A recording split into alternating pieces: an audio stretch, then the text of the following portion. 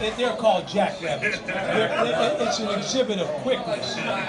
So, at any rate, guys, look, you just took a picture. You have food that you can take with you as well. We're going to get back and have an open mic.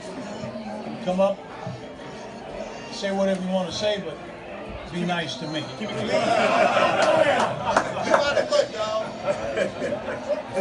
This is your roast. Come on now, Charlie. Charlie. I was with you as a player, as a kid. I've been with you as an adult. Man. Eye-opener. Now you mentioned eye-opener. I don't want to tell anybody. When it came down to shooting free throws and layups at Portland, it was Charlie was always squinting. I'm saying, wait a minute, what are you squinting for, man? He couldn't see. He couldn't see. And I ain't patting myself on the back of that. I bought Charlie his first pair of glasses.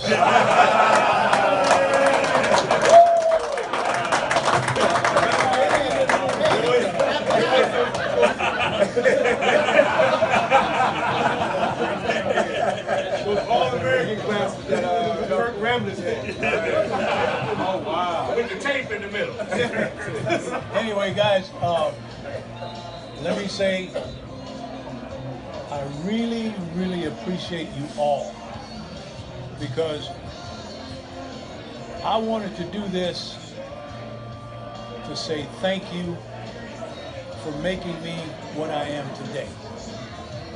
I would not be where I am today without all of you, good or bad. I would not be here. It just so happens, God takes care of his children. I'm one of his children, and it's been a nice ride. It's been a nice ride, and I really, really appreciate you all.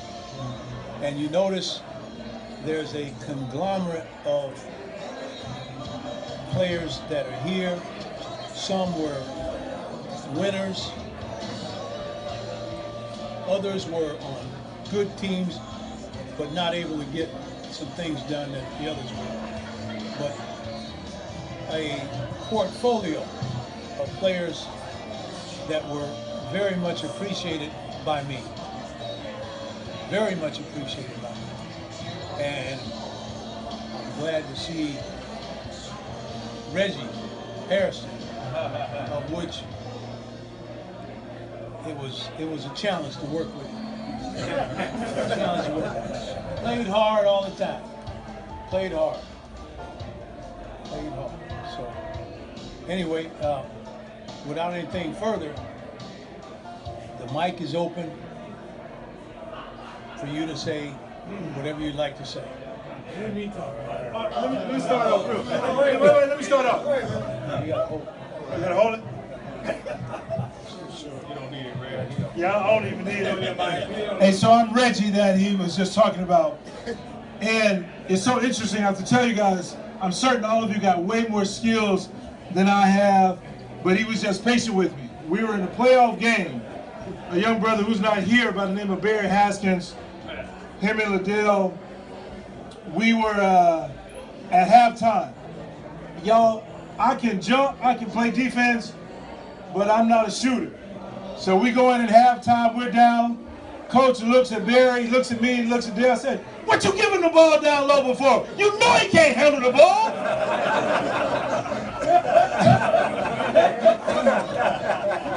But I have to tell you, Coach Miles, I use that in my life because you, as all these gentlemen will probably say, man, you were such an inspiration.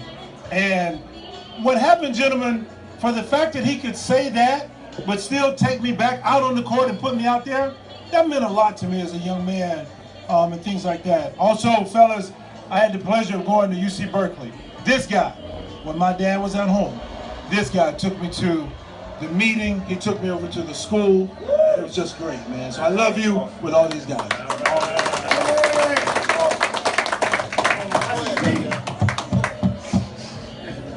first of all, obviously, all the brothers at the Dro, I hold all you brothers in the highest esteem.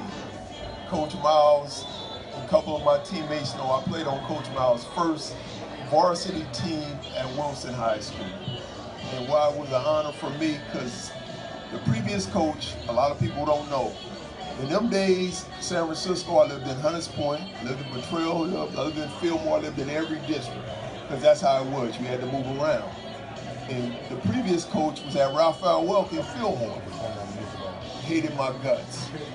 And I had 1 year left. Coach came in and basically saved my life. Because a lot of you people don't know my family's history. Well, a lot of you might know my family's history. And it wasn't no sports. It was getting locked up and selling drugs. That's what we did for a business. That was the family business. And Coach, out of his kindness, talked to a lady, I wasn't even eligible, took me out of a car with some dope smoking fools and talked to Miss Soho. I never forget it, because I had bad grades, begged that lady to give me a grade so I could even be on the team.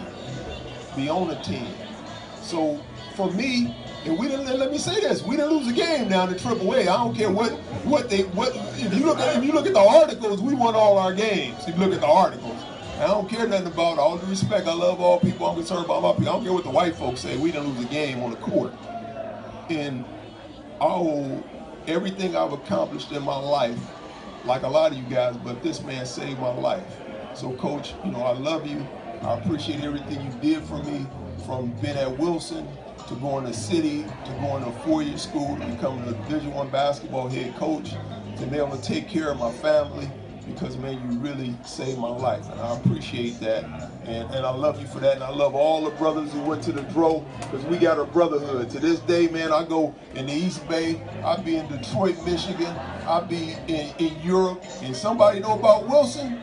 They know one thing about Wilson, we had some players, and like Castleman, we don't know who's going to win the game, but we know who's going to win the fight. We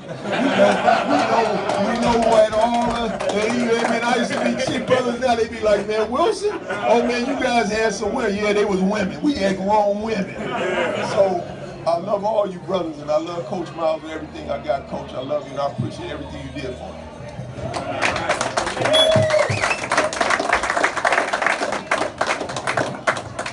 Well, I ain't gonna be so nice. I'm joking. Coach Miles and I, you know, when I first came to Wilson, and my brother told me to tell Coach Miles that, tell him I'm your brother. So I said, well, who's your brother? I said, Don Jones. He's like, oh, you can play. I'm like, okay.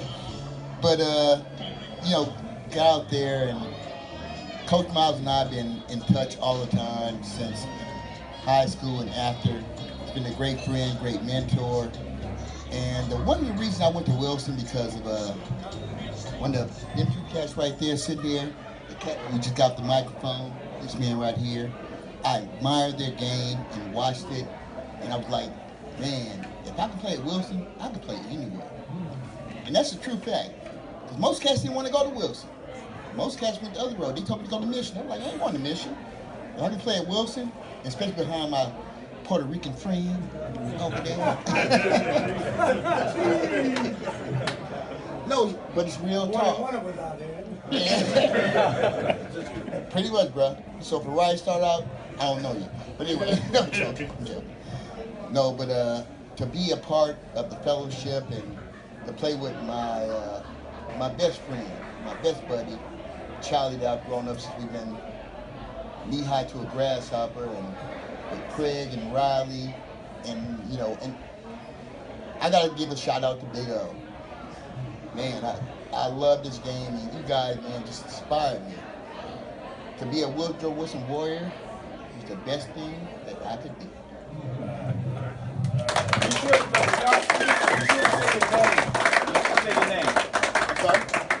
Yeah, start off with your name and your class, your graduating year. Sorry. No worries, Shelly, I got you. Harold Jones, Peanut, 1982. What? 81, 82, TLC. TLC. Get the TLC in there. TLC. Yeah, we went. Some people can't say that. Jerome Nelson, class of 1990. This is tough. everybody knows playing for Coach ain't easy. He's not easy to play for. But at a young age, you got two choices. You can accept discipline or you can run from it. And that's not an easy, lot of kids, good players, ran from Coach because they couldn't accept the discipline part of the game. And he was hard. He was very hard. And a lot of things I didn't understand about Coach until I started to grace the sideline years down and started coaching myself. And what you meant to my life is immeasurable. I love you, Coach. It's a wonderful game that we all played for him, and he's just a very, very special person and a special coach. And all I can say is I love you. And it's something when you meet somebody in your life that you feel you're always trying to prove something to. And that's what's pushed me in my coaching. Coach comes out to 2 or 3 games a year, and every practice, I still feel like I gotta prove something to him. And I love you, Coach, and thank you for everything.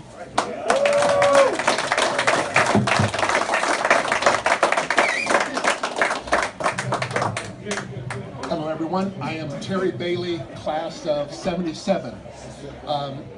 The one thing I'll actually say about Coach that is actually most important to me, I've never played on a winning team except for the one that the coach led. And one of the things that I actually realized about that was that we never talked about winning. We just talked about doing the right thing every single day.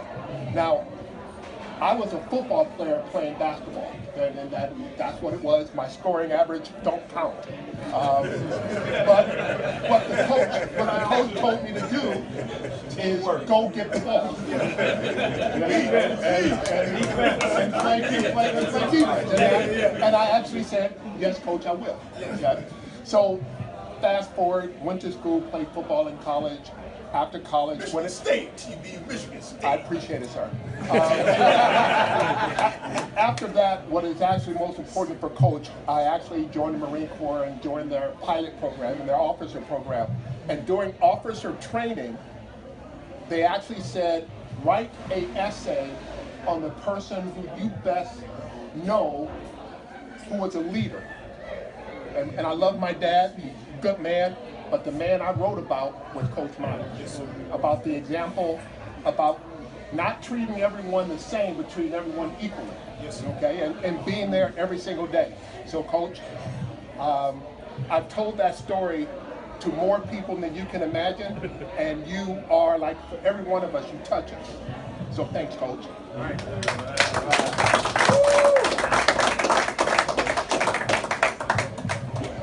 Ken Baker, class 1970. Whoa. So I've known Coach Miles for almost 50 years. In fact, one of the stories I told Shelley, when we were in junior high school, Hatch and Andrew and all of us, we were together, Vernon. One of the things Coach did is if you made 10 points in the game, he'd let you wear his Adidas. Now, we grew up in the hood, so I had like red bottom tennis shoes, you know, we got them on white front, you know, no Converse. But Coach said white front shoes, and if you got 10 points, you got to wear Coach's Adidas. Now, I'm like 12 years old, you know, we get to wear the Adidas. And so I got my 10, and got to walk out on the court with Coach's Adidas on, you know. And Coach ain't had any Adidas, so I got to be about 50 years. I got some more Adidas now. But Coach, we love you. You coach my wife. She's upset with you because she didn't get to come. So I got to make peace when I go home. But we love you, the inspiration. Ran into you when I was at Stanford. So I wasn't playing basketball. He walks up on the campus like, Ken, what you doing? I said, Coach, I'm in East School. I'm trying to get a degree for the kid out to play some basketball. So we tried that a little bit, but Coach, I just wasn't good enough. But I did get my BSMS at the same time. Say that. So more inspiration. For all of my Woodrow Wilson brothers, I went to Lowell.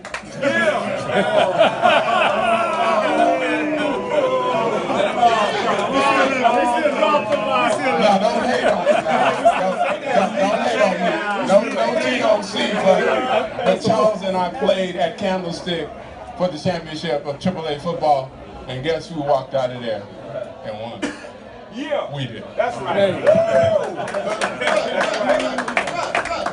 What car is yours? It's like BMW around the corner. It'll be on flats.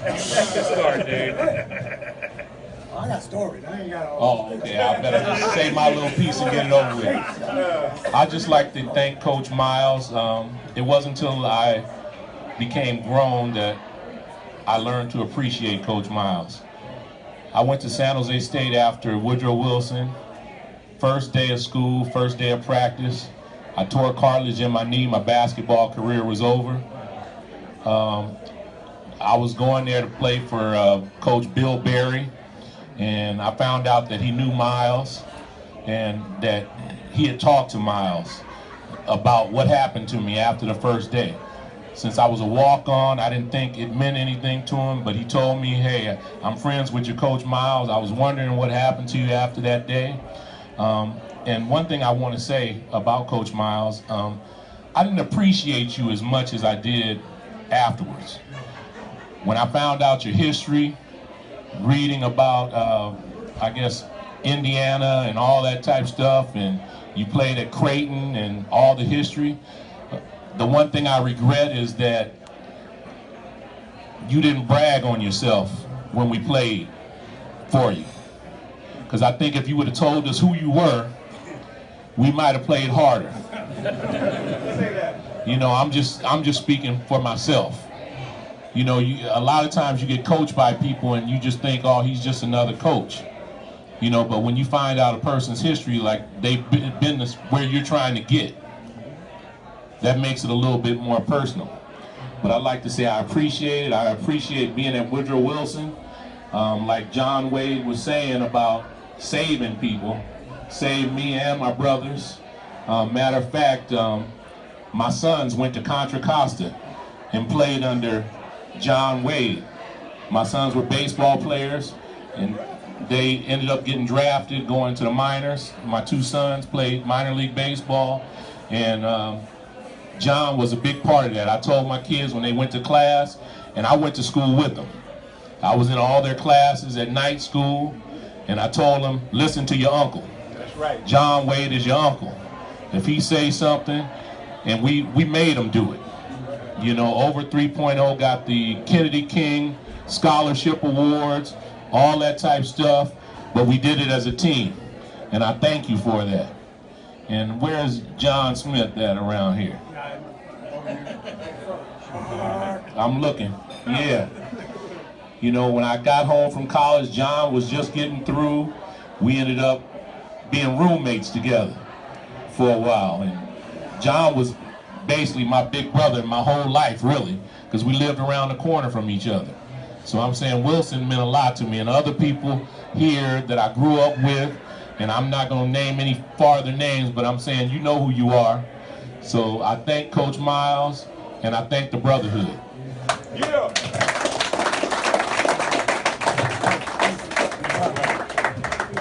Woo! Man, that's tough to follow, Rick. That's kind of tough to follow, Rick. I wasn't coming with the cliches. I got some stories. People don't realize Coach Miles is just a regular guy, just like the rest of us, real cool. But anyway, Say your name. David Ortiz, class 81, back-to-back AAA titles. Coach. Anyway, you know, when I first went to Woodrow, I guess it was the first year they kind of integrated the freshman year in '77. But I remember going in 10th grade, all of a sudden, my partners Craig, Charlie, they came in as freshmen. We started playing JV in the Lewis Cup as the coach. We were pretty good, and I think Coach also knew at the time, like, you know, Woodrow was pretty good at the time, but we kind of knew we were going to be special. So, lo and behold, we did what we had to do.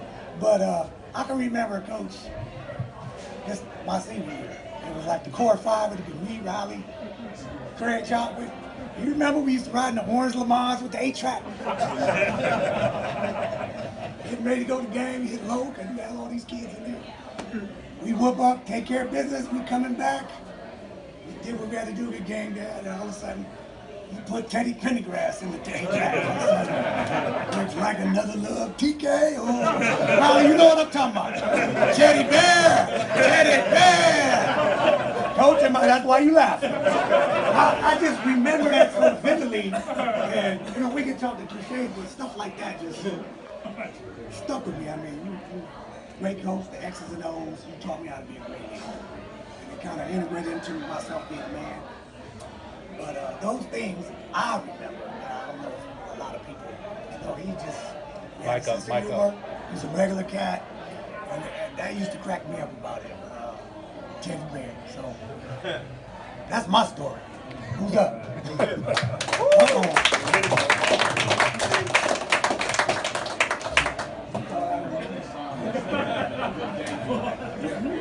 John Smith, class of '77. That's what a teammate does.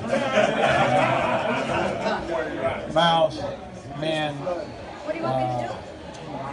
Turn the lights up? it's hard to express all the things you mean to me. But I can say one thing that I knew how to play basketball. I thought I knew how to play basketball. I thought I knew the game. I thought I knew everything it was about basketball until I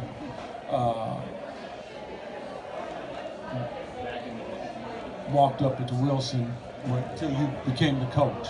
I had a coach before. He was a good dude. He knew discipline. He knew X's and O's. He knew, well, he didn't know X's and O's. He knew discipline and he knew conditioning. But the game was taught to me by you. I was a gym rat. Look around the room, I see a lot of guys that were there before me. Used to whip my tail to make me who I was at that time. There's some younger guys here that I used to whip their tail to make them who they were at that time. You guys talk about the championships you guys won, accolades that you got. It didn't happen without us. We were the first team, and we started a legacy that we should all be proud of. One thing about Miles, and a lot of you guys, some of you guys do know, I had a brother that died my senior year. And one thing Miles did, when my uncles and all of them had what they had to say, and my family, we got together and we prayed and did different things. What stood out to me, Miles came and swooped me up, got me out of the environment, took me off, and we just talked. And it meant the world to me. I was at a breaking point in my life. I didn't know which way I was going to go. I had every school in the country recruiting me, but I was lost. Didn't have an idea of how I was going to recover from that. But I do credit Mr. Miles. Not my brother, not my sisters, not my father. They were engulfed in grief. But Miles was a true coach. He went beyond basketball, and he came and got me, swooped me up, like I said, and showed me that he cared.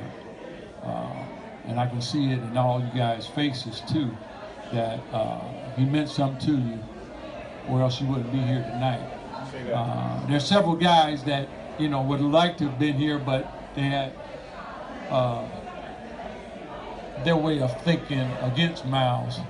If it wasn't for him, I'd be this. I would have been that. I would have been that. But Miles knew what he was doing. He knew that the guys were out for themselves, and he was about team. And nothing can be accomplished without team. I mean, I could get it done by myself, one-on-one, but I couldn't get it done without Terry Bailey, Wade, and some other guys, Ted, and guys that really pushed. Curtis, I got a lot of points just following him to the hoop because I knew he was going to miss.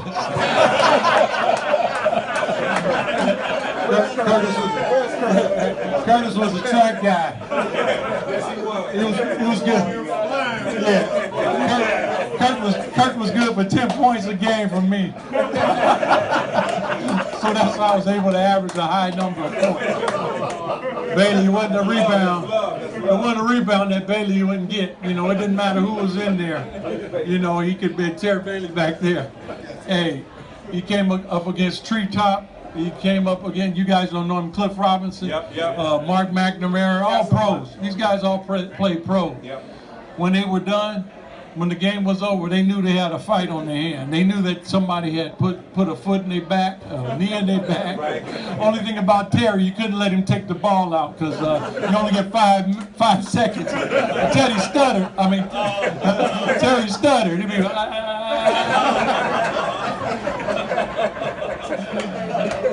yeah, one time we had, I think Miles asked him to call a timeout. The game was over. I knew I had to get you, Terry. Love you, man.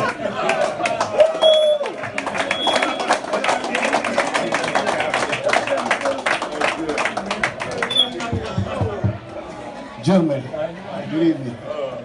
Teddy Dimasay, class of 77, the first team. Coach, I love you. Man, you gave us so much discipline and kept us together, and man, I don't know what we did without you. I just want to tell one story, real quick. The night before we played Balboa, big game at Wilson, right? They had y'all might remember this, they had a movie came on about sex trafficking. I don't know if y'all remember that. It was real crazy, right? The next day, we played Balboa. My main man, John Wade, came to the game on with a maxi muffin coat on. Y'all remember that? We call him Comfort, right? We had a great game against Balboa. John got to pick the music that day. Tear the Roof Off by Paul. Okay? Great memory for me. But Coach, I love you. You did a lot for me, and man, I owe you a whole lot. I appreciate you, Daddy. Say your name one more time. Teddy Dimasay. What class? 77. Best in the West. One love.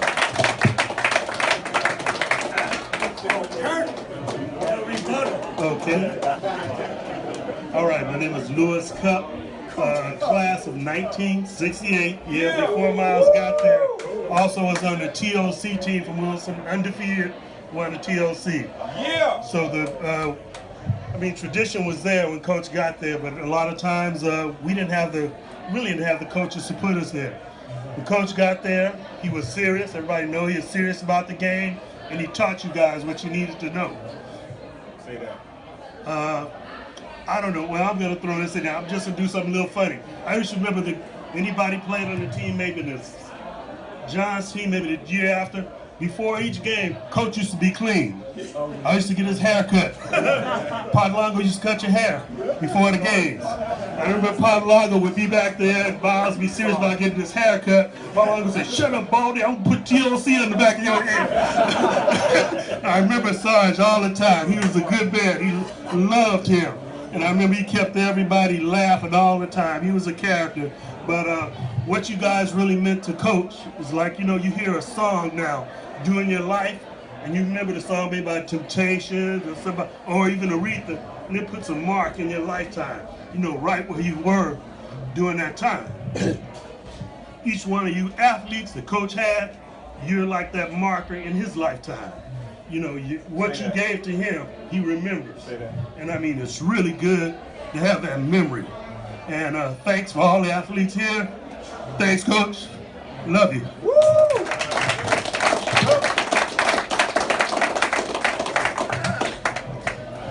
Curtis Taylor, 77. I got a rebuttal for John. I told Coach today, I said, remember the Skyline game. John dishes me 3 good passes, and I missed 3 layups, right? Sweet passes. So during halftime, we're on the way out, I tell Coach, "Hey man, just take me out." He said, "I'm keeping you in the game." So for me, it was I just learned never to give up. That's right. Never give up. I teach that in my family and my kids, never give up. And I learned that from Bobby. So thanks a lot, Coach. Appreciate it.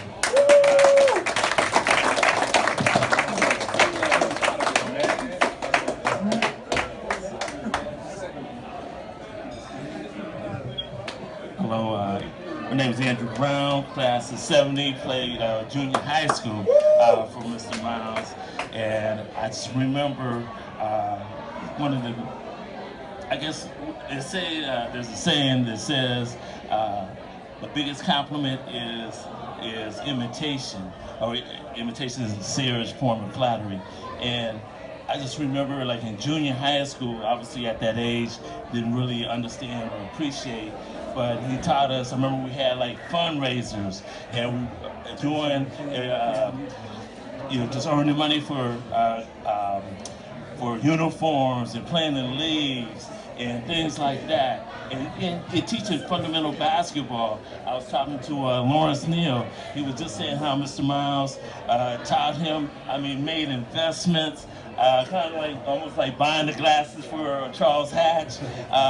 He made it personal, and I think he built men, and in turn, we learned all those lessons. He multiplied Coach Miles by, in turn, doing those things for, I coached in basketball, my kids, and we've been able to duplicate a lot of the lessons that was learned and build a man.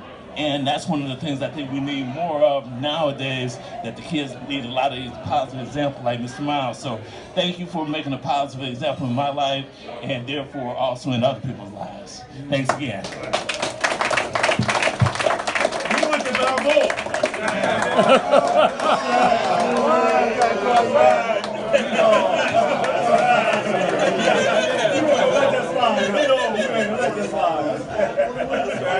Alfonso Brown in class of 1990. Bobby Miles.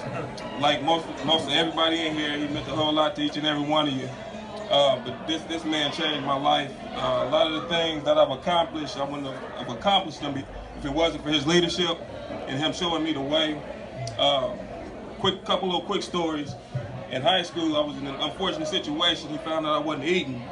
Every morning, I go down to the gym, have breakfast for me. When I graduated from college, my mother couldn't make it. Guess who showed up for me? Senior night, Bobby Miles. And I coach now. See, I coach football. I'm about to start coaching basketball. I don't know how that's gonna go, but I coach football. But all the kids that I've touched, I do it in a way that I was taught by Bobby Miles, with love and to teach them that it's more to life than sports. You know what I'm saying? That you can achieve stuff if you put your mind to it. Say that. That you can achieve stuff if you put your mind to it. And I live in Kentucky now, man. These people in Kentucky love me. And the reason they love me is because Bobby Miles, in my opinion. He was my father figure. Bobby, man, I love you. I always will, man. The girls love you. My wife, my ex-wife loves you. And I made a statement earlier. I was just an athlete. I probably wasn't the best athlete to come out to Wilson, but I want all you guys from Wilson to know everything I did, I represented the Warriors. The Warrior way, man. Love all you guys, and I appreciate all you guys.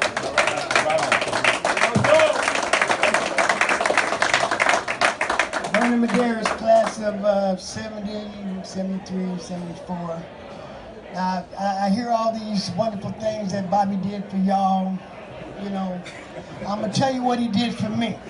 Say that. Now, back in the day, I think it was 1969, right? I come to school, I ain't had no clothes. All I had was my drawers and my socks. You know, so Bobby, he looked at me and he took me back to the back room and he let me wear them Adidas, and he gave me a pair of them short shorts that we used to play basketball in. And actually, I used to be light-skinned. I wanted to be so much like Bobby. I went to the tanning booth every day. Now, I got that Bobby Miles skin tone. So, I just want to say thank you, Bobby, you know, for all the wonderful things, for piling us up in that little green Volvo and taking us all over the city with no seatbelts and across the bridge and all that. Driving illegal. But we did our thing, and I just want to thank you for that.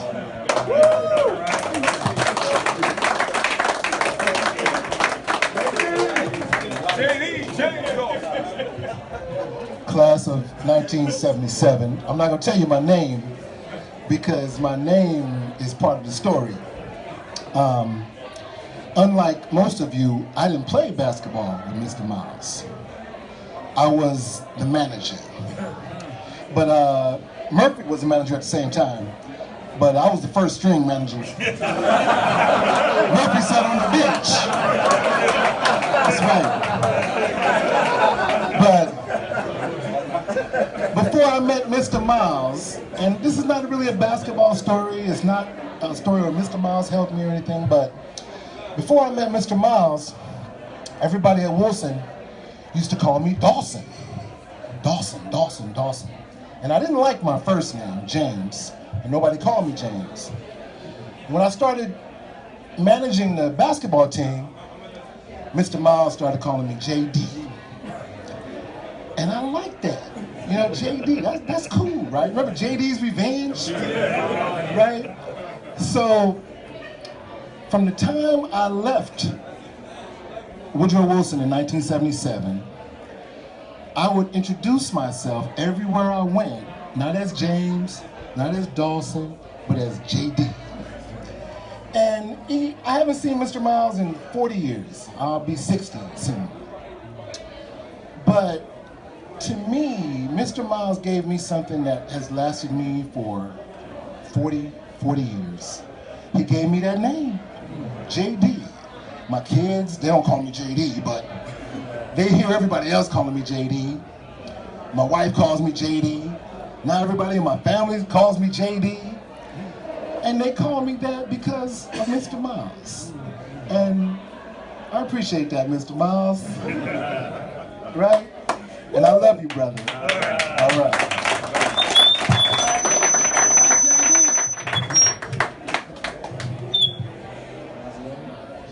Testing. Listen, I gotta say, man, Miles is just name year. Robin Williams, class of '88. All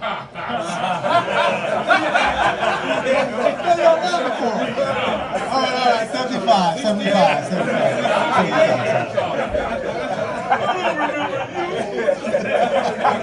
listen, Miles said that when you were speaking, he said that we all made him into who he is. I think he had made all of us who we are. Right? I got so many stories to tell about Miles, man, it's unbelievable. But we moved here from Texas, I didn't know nobody, not one person. Came up to the high school, all the athletes had gym 6th period. My gym was 3rd period. So he saw me playing in this class one day and he said, hey, you want to come out for the team? I said, yeah, I'll come out for the team. So he said, be out here the next day. Went through the whole process. I came upstairs. They had already been practicing a little bit. And he said, he was talking to me. He said, they doing this, and this, and this. Cutting here and cutting there. You ready to do it? You want to try it? I said, yeah, I'll try it. So I went out there and I was running through all the stuff that he was doing, running the plays, whatever.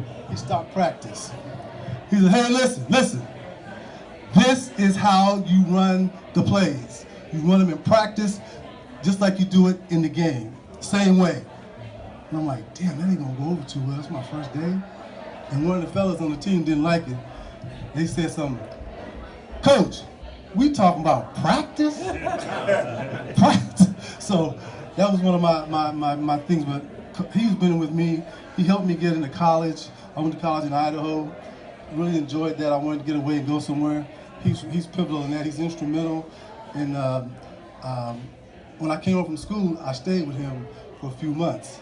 And then all of a sudden, out of nowhere, I got this apartment in Oakland. I was excited, happy. It was actually, I was living next door to you guys, right?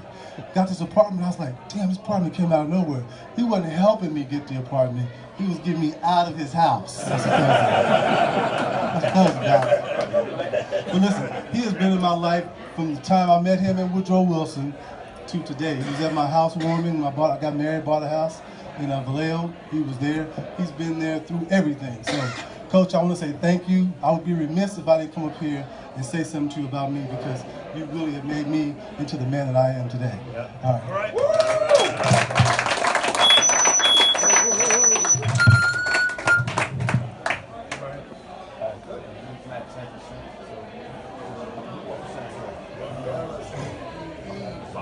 How you doing there, Coach? Ellis Cummings, class of '91, one of the last of the Mohicans. I had the pleasure of playing with 4. And one thing I can honestly say, looking at everybody up in here, to play for this man, you have to have some thick skin. And every man up in here, right now, I can honestly say, got that. And, you know, I really give that to him. Me, myself, personally, all y'all got good stories. Not to say my stories was bad, but my stories were more or less a situation where you was getting taught a lesson. As far as life, as far as how you think, how you go about things. And I pride myself behind that, behind Miles. To this very day, the way I go about things, how I act about things, you know, I tell you about yourself, but I don't care, give a damn how you feel. And I get that from this man. And it's not to come out to a point to where it's a bad thing, but it's a point to where he don't cut nothing with you. And that's the way I was taught. And at the same time, without no discredit to my man, when he asked me to help coach with him, and I said, dude, I don't know if I can do that. And he was like, why, man? I said, man, these kids can't handle the way Bobby Miles coach. I only know one way. They ain't gonna be able, they gonna ban me from the school. They gonna, you know, they can't, no, I'm not gonna be, no, I mean, I watch from afar, good brother, but I can't do it. But I owe a lot of things to Bobby Miles. Appreciate you. It's a pleasure for me playing for you. Thank you.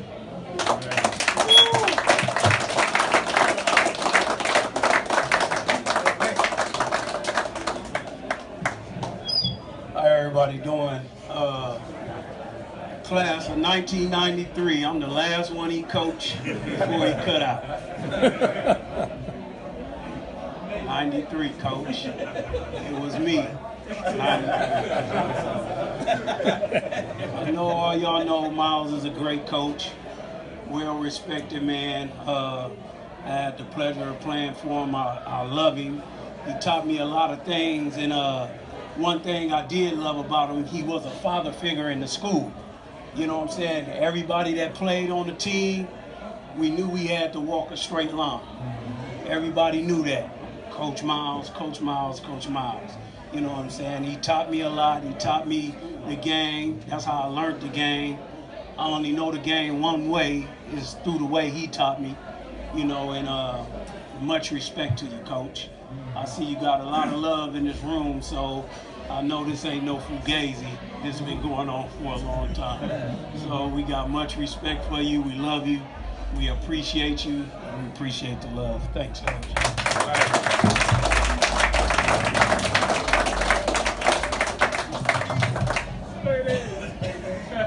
City Spade Jr., class of '80, city champions. Riley LaFleur, Craig Perry, Charlie Ledbetter, Robert Milton, David Ortiz. It was exciting. Everybody knows Bobby Miles was a good coach, and he's a heck of a person. He opened up his house for us. We could go by there. I used to sneak by there, get me some food or whatever, if he was at home, or if he was opening up the door that day. You know, you might see a different car out there, you know, like that. But anyway, we appreciate you, Coach Miles. He was like a father figure. He led by example. Our teams, we had good teams. We had a good team. I found it kind of great that we shared the ball. Our team, we had a team. I guess one or two of us maybe was a little bit more talented than the others, but it was like maybe, yeah, I wouldn't say the Golden State Warriors, but everybody was it was kind of like even. You know, it was no player was more outstanding than the other. So anyway, that's all. Thank you, Miles, for inviting me. I had a good time here, but anyway, thanks. That's all I had to say.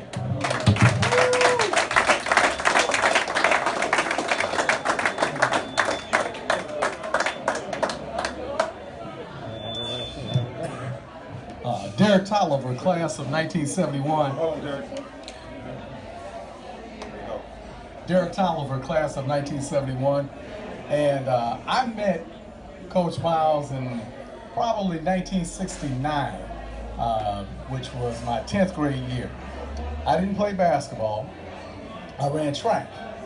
And I remember Coach Miles coming up from Portland to Woodrow Wilson and bringing some of his athletes, like Greg John Well, you might know the John Well family, and bringing them up there to watch us practice. And Coach Miles, this is the thing I want to say about Coach Miles that makes him one of the most outstanding individuals I've ever met in my lifetime. He was a student of whatever it took to motivate the human mind and the human spirit. He understood that knowledge was power. So he never approached anything without studying it. And to give you an example of that, how many of you know about Coach Miles as a track coach? Raise your hands, by show of hands. How many of you realize that Woodrow Wilson High School in 1972 and 1973 had the fastest 440-yard relay team in the nation? Right. Not just California state champions 2 years in a row, but also #1 time in the nation. Now, Coach Miles, being the man that he is, he observed all of these things happening in front of him, even though he wasn't a primary track coach. But in 1975, 1974, Adam Banks left track and field in San Francisco. And Coach Miles stepped in 1975. That team in 1975 ran the second fastest time in the nation, 41.2 seconds. Actually took second in the state finals, but got disqualified on a technicality. Now here he is, he's not even a track coach. What makes a man capable of going into another sport and producing a time that's the second fastest time in the United States? And that has something to do with the intellectual prowess and the brain power of Coach Bobby Miles. I mean, I was at Stanford University when all this stuff was happening, and I'm sitting up there from Stanford saying, wait a minute, Banks ain't at Woodrow? They taking second in the state meet in the relay? Who's coaching them? Coach Miles. Coach Miles! Right? But it's no surprise when you understand who he is. Now I'm gonna say this last quick story. My brother is not here, Rory Tolliver. He played on the team, I believe in '79, it was his class. And Coach Miles was the most patient person in the world. My brother is a very good athlete, but my brother had no discipline. No discipline. And that means that he would do things at the wrong time with the wrong people for the wrong reason. And Coach Miles, Coach Miles don't tolerate that. I remember Coach Miles giving me a call, and I was then working and having a conversation with me, having a conversation with my parents. But I say all that to say this: he was more than a coach. He cared about you as a person, as a human being. And when he talked to my brother, to this day, I think that's one of the reasons my brother's probably not here tonight, is that what Coach Miles told him then resonates with him today. You have to be a person that is thinking about more than yourself. You have to do what's good for the team.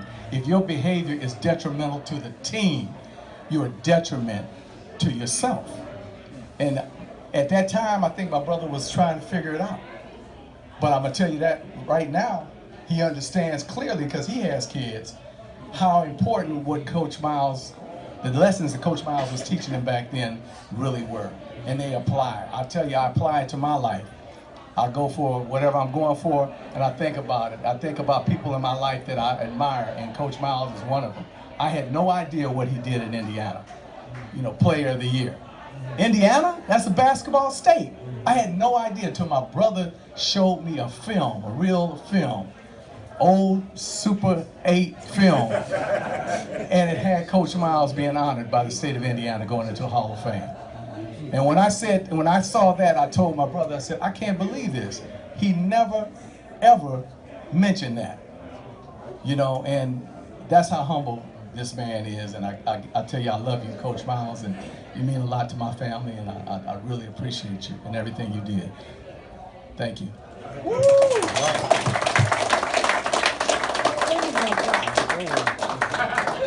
Uh-oh. Listen to this, guys. I want to say one more thing. Teddy Dimmer said class of 77. He was talking about track, how Bobby should help out coaching track. Old story.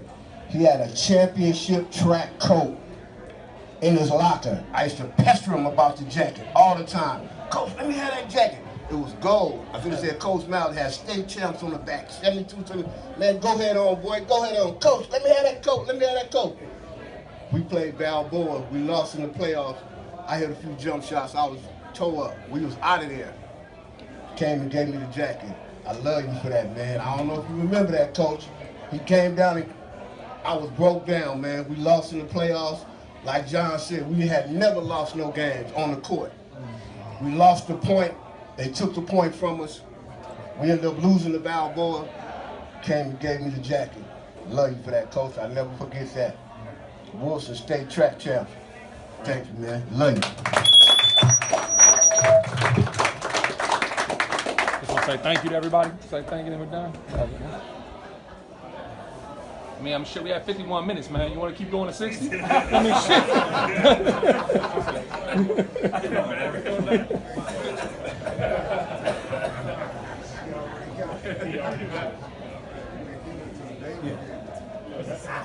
Fellas, thank you for all the wonderful things you had to say about me as a person, but I'm going to go back to my upbringing. My high school coach, my 6th grade coach, my 8th grade coach, JV coach, those people were very instrumental in the way I approached the game of basketball and the way I approached the game of life. My high school coach was John Barato, who had polio as a youngster, and as he got up in age, he walked with a limp. But in terms of the way he thought about individuals and treating players, I don't think anybody matched him.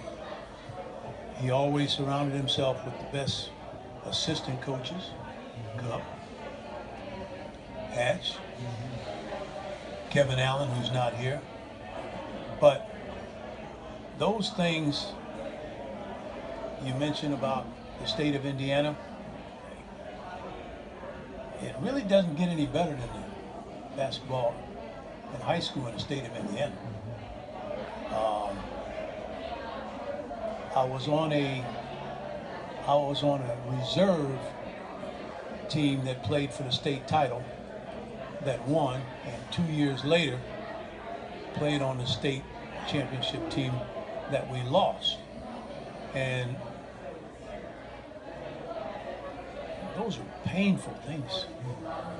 And my coaching from that point on was to never have any excuses. I gave my best so that you can give your best, and at the end of the day, the scoreboard doesn't mean a thing. If you did the best that you can do, then you're a winner. You're a winner.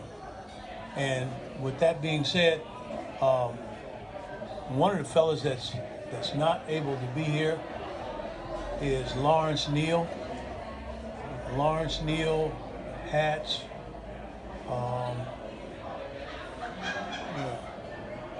and Kenny Baker were the first players I ever coached at Portland.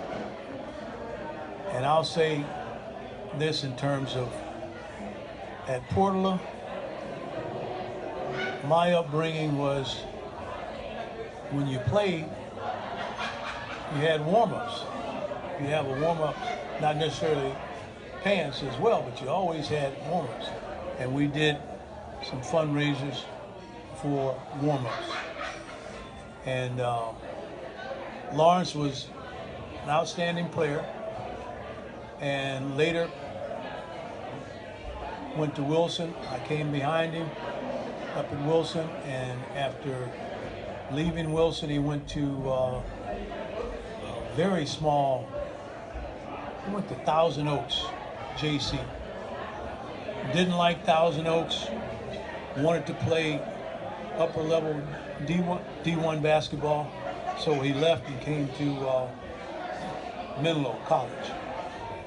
Menlo College had a, I can't think of the coach's name now, but he was a defensive specialist who actually worked with the Warriors back in the day. Lawrence went there.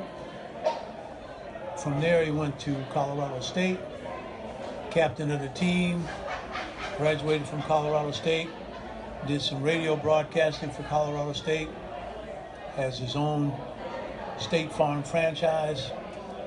Not able to make it here tonight. He's been battling cancer for 6 years. And it's now kind of getting to him to the point he's at a stage where he has to do things for 8 weeks, and he's in the midst of a transfusion. And I believe, Crow, you and Neil are relatives. Yeah. So he's not able to make it, but he did send a video. I wasn't able to pull a video up, and Shelly's going to play the video for us before we disperse. But, fellas, I can't thank you enough. And I feel this way about what's happening right now. As people have reunions,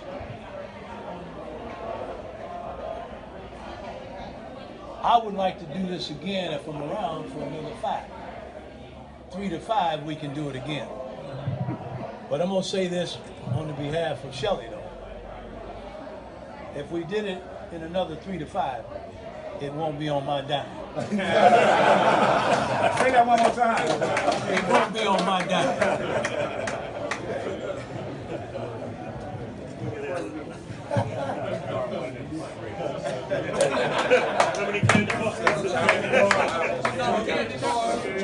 So real quick, I do have the video of Miss